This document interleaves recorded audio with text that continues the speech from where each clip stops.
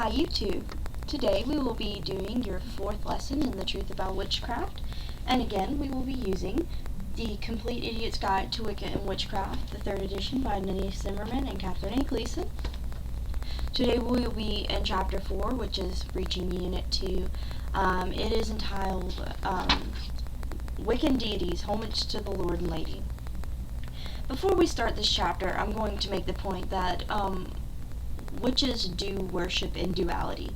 We do worship a god and a goddess in general. In general, the goddess is like the goddess of the moon, the goddess of fertility, and the mother of the earth. And then the god is the god of the sun, the god of protection, and the father of the earth. Now note that I say in general. Some witches choose to worship only the god, not the goddess, and vice versa. If you start out on page 42, today we're going to start talking about something called the All.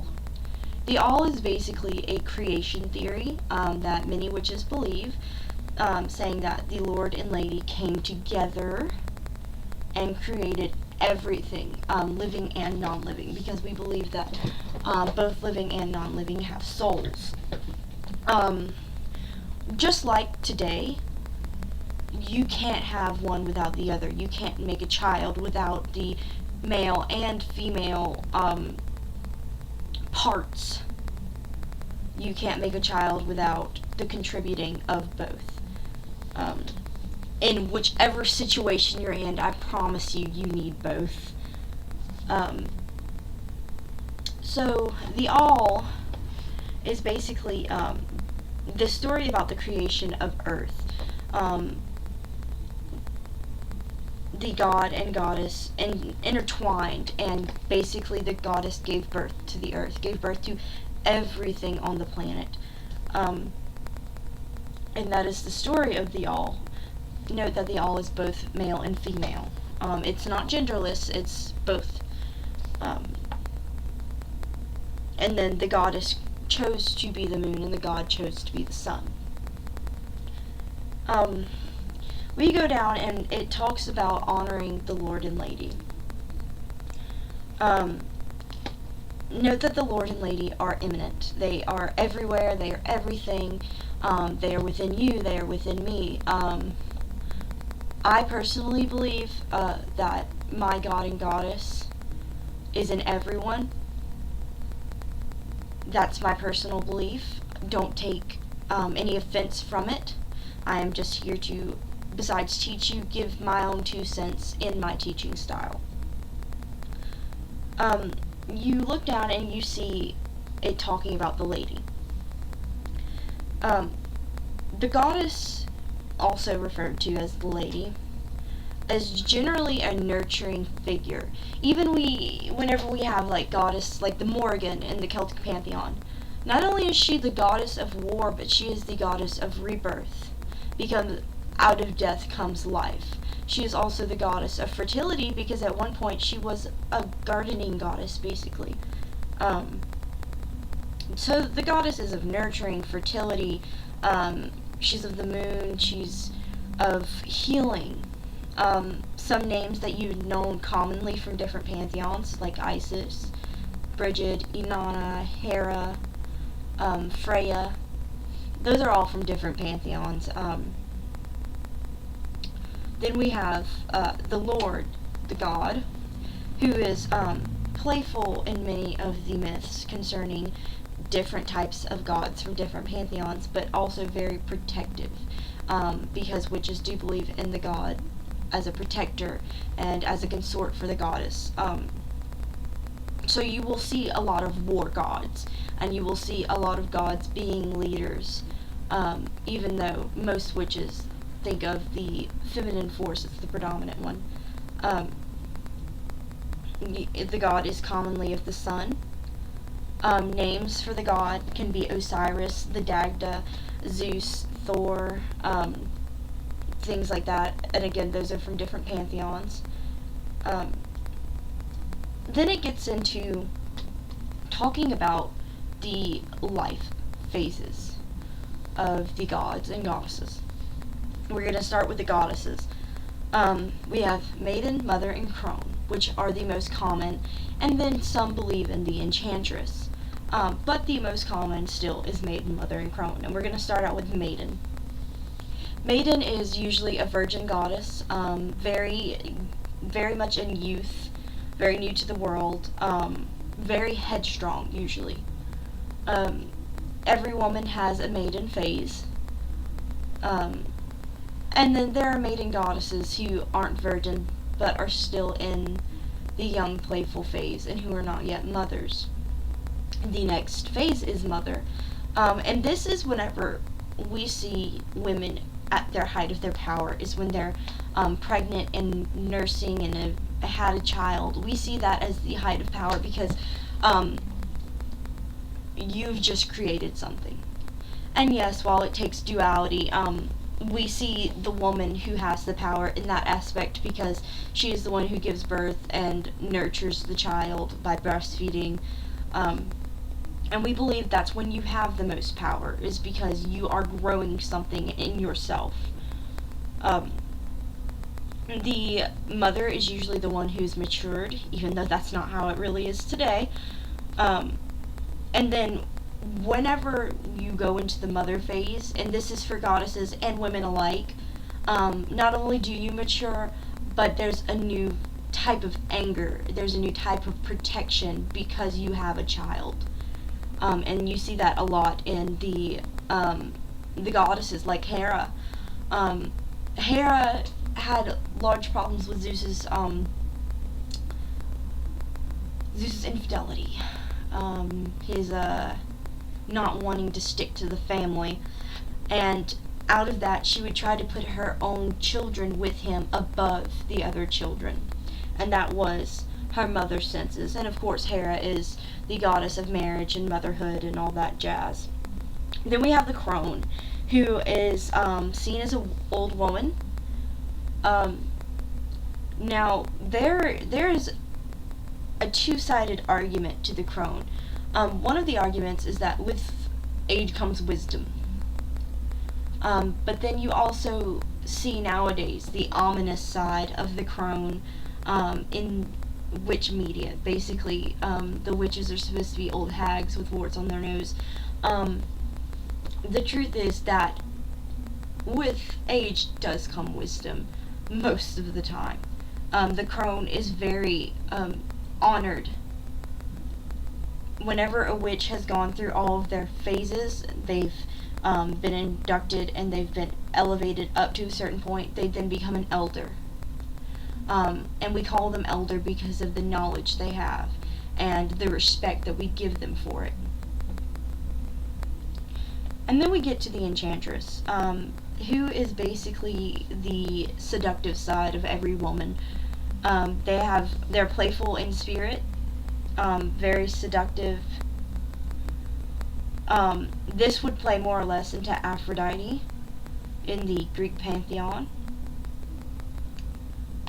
All enchantresses are more empowered during the waxing moon, and this is after the new moon, and whenever the moon is getting bigger to go to the full moon. That is the waxing moon.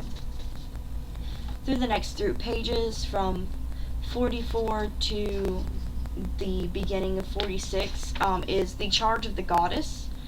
And basically what the charge of the goddess is a way of honoring the goddess and actually drawing her into yourself.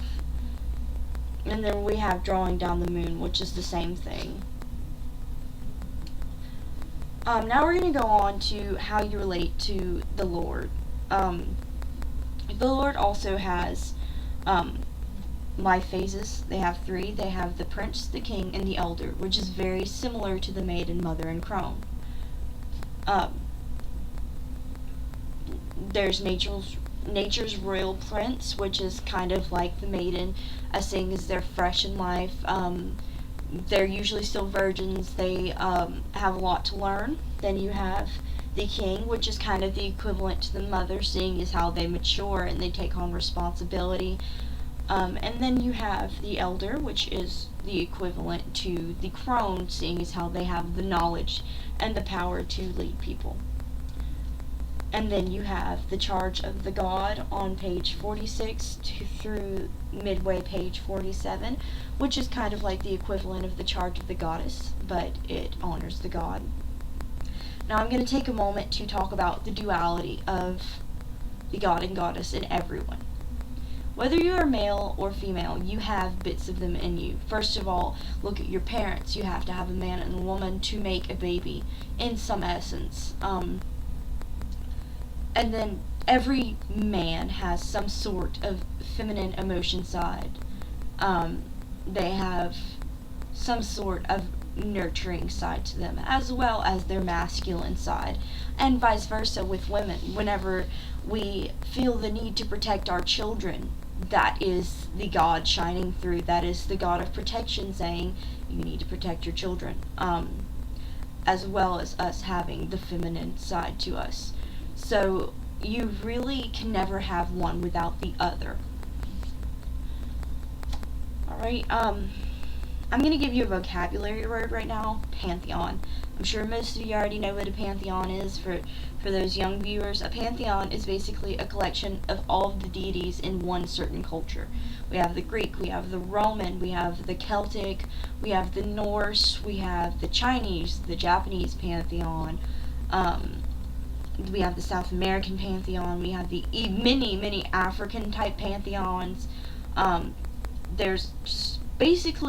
There's a pantheon for almost every different culture. Even here in America, where Christianity is the predominant religion, you can even look at that as a pantheon. You have Mary, you have Jesus, you have God, you have the Holy Spirit. And then some people even see Joseph as coming in to play with that, because he did take care of Mary whenever she was holding Jesus.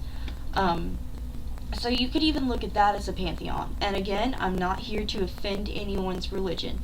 I'm not here to step on toes. I'm here to tell you about my religion and the way I practice it.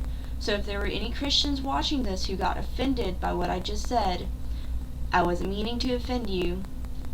I was just stating what many people already know. And then if you flip to pages 48, you find that you can work with a patron god or goddess.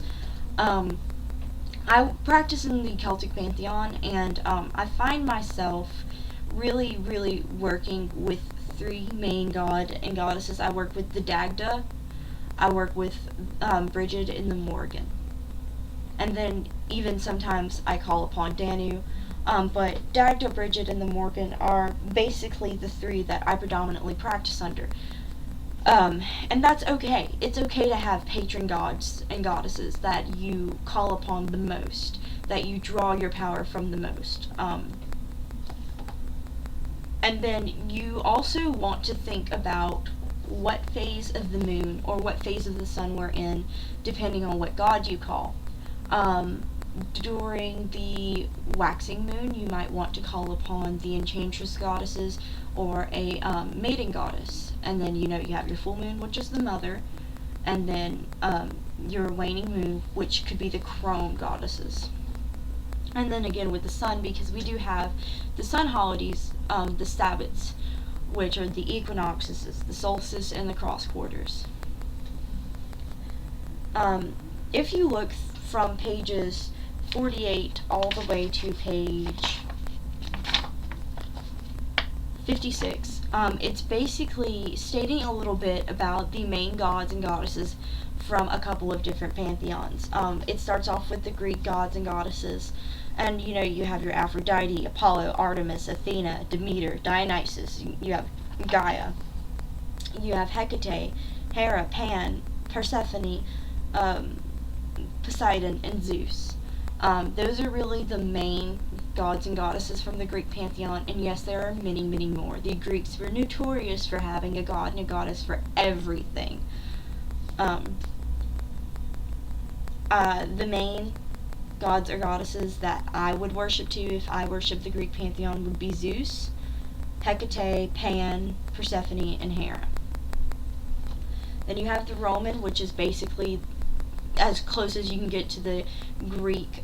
They just usually go by planetary names. You have Bacchus, Diana, Janus, Juno, Jupiter, Luna, Mars, Mercury, Neptune, Pluto, Venus, and those are basically the equivalent to the Roman and Greek, to the Greek pantheon.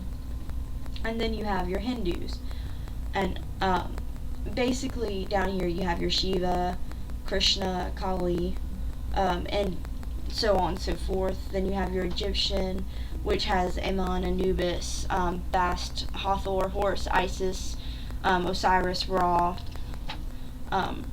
They also are notorious for having a lot of gods and goddesses. And then we have my personal favorite, the Celtic pantheon, which has Brigid, Cernus, Cerdiwin, Dagda, Hernia, Lugh, the Morgan.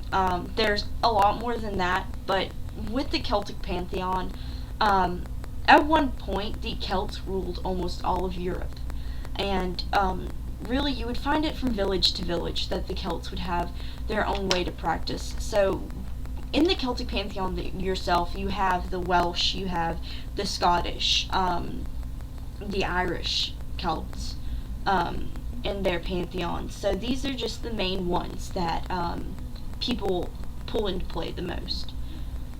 And then it names a few other goddesses and gods in the back of the chapter, like Freya, Astarte. You have the Holy King and the Oak King. Then you have Lilith and Thor. Now let me tell you something about Lilith. Lilith was Adam's first wife. And it was going great until Adam found out that she had a mind of her own. She would do things that he would forbid her to do. She had a mind of her own. She was basically, I could guess, you could say the world's first feminist. And they didn't like that, so they cast her aside and then made Eve.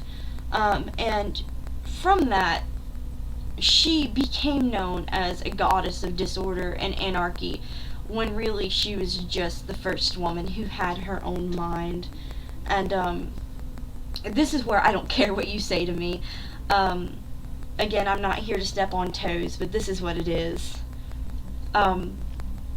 Alright, basically in this chapter, the least you need to know is remember about the all. It's the Lord and Lady. They're both together. You have to have one with the other to make it. The Lord and the Lady are the two major aspects of the all. They are different from one another, but equal. It's funny because ancient pagans knew that they were equal before anyone else.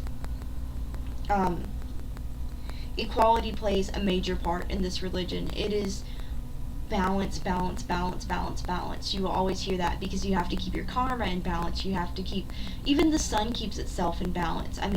You have your solstice, and then it goes and it tilts to a cross quarter, and then an equinox to try to keep itself balanced. Gods and goddesses from all different pantheons represent various aspects of the all.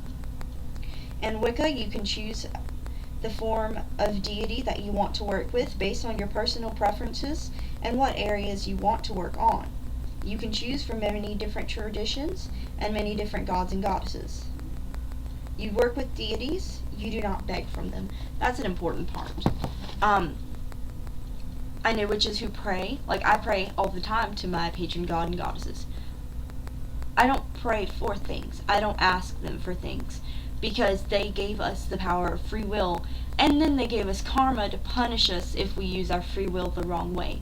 They don't directly do anything. We have our own fate in our hands, and what we do with it and how we get punished is all up to us. I pray to my deities to tell them what's going on in my life, to tell them what I hope for, to tell them what I'm afraid of. At this point in my life, the gods that I practice with, even the familiars I work with, my spirit guides, they are very close to my heart, and I talk to them with respect, but as a personal close friend, and that's how I hope everyone can eventually be. Alright, this concludes our Lesson 4 lesson, and please tune in soon for our Lesson 5 lessons entitled So You Want to Be a Witch. which will basically check your motivations, tell you how to take care of your temple, which is the place you work with, and or even your altar, and then a few other key points. So you guys have a great time, and blessed be.